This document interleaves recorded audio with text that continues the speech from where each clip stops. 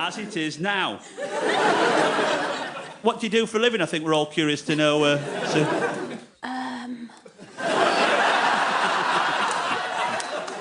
I think the answer's shoplifter, isn't it?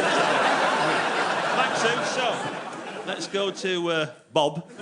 Just Bob. Have you ever done anything? And Bob says, yes. First thing, a grape from Sainsbury's. Item 2, some Ugg slippers. Item 3, an iPod. I think it's escalating. I think we can... Bob? I'm not a chronic.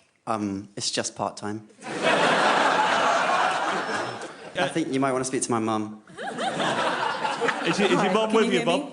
I just want to say this is all news to me. He will be going to his bed, punished without supper tonight. How old is he, Mum? Old enough. What's his real name, Mum?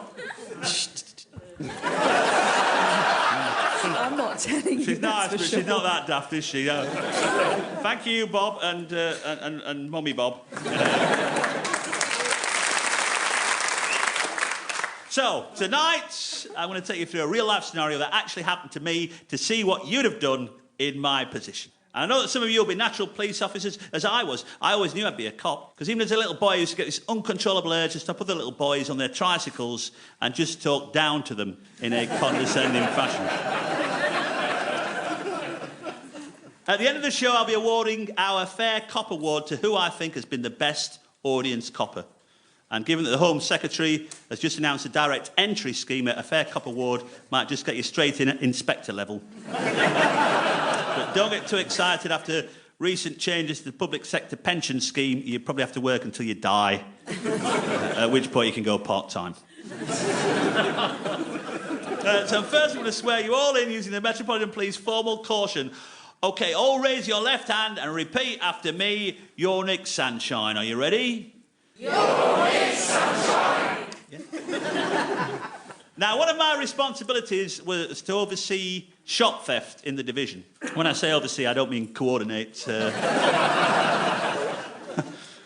was on mobile uniform patrol when suddenly, over the radio, I was informed that a shoplifter had been detained in that local supermarket. I thought, this collar's mine.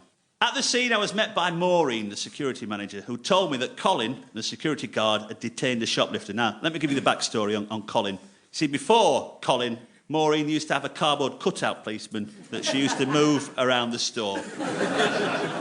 I told her that was fine if she got a papier-mâché shoplifter in.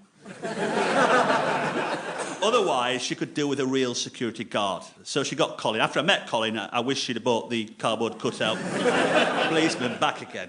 So I arrive in Maureen's office to see a frail old lady sat at the desk. And Colin, the security guard, stood behind her looking very pleased with himself. I'm surprised he caught her. The last time he chased an old lady around the store, she lapped him. So Colin explains that he's detained the lady on suspicion of stealing a tin of salmon. He shows me some CCTV of the lady with her back to camera acting suspiciously. She moves away and there appears to be a tin of salmon missing from the display. It's not been paid for and she denies any knowledge of this salmon. I tell Colin that's not enough evidence. Not for me to arrest her anyway. For the benefit of the Metropolitan Police that might be listening, evidence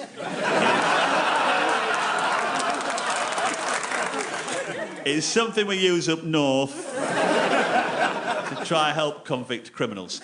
Now, I have got some options because up until recently I could have searched the old lady under Section 44 of the Terrorism Act. Yeah, the Terrorism Act. Although many have said the police have abused this power, I don't think you can ever underestimate the threat of an IESD, an improvised explosive salmon device. Thankfully, Section 44 has been scrapped, but if I believe there are reasonable grounds to suspect she may have stolen property on her, I can search the lady under Section 1 of the Police and Criminal Evidence Act 1984. Or maybe I can just scan her, see if she bleeps. It's time for tonight's first audience decision. Should we search Ethel, the old lady? Remember, you're all cops now. So... a shopping bag or Ethel? Which are we searching? Which would you like to search? What's your name, madam? Carol. It's Carol. Good question, thank you. Who would search Ethel's bag? Show me your hands.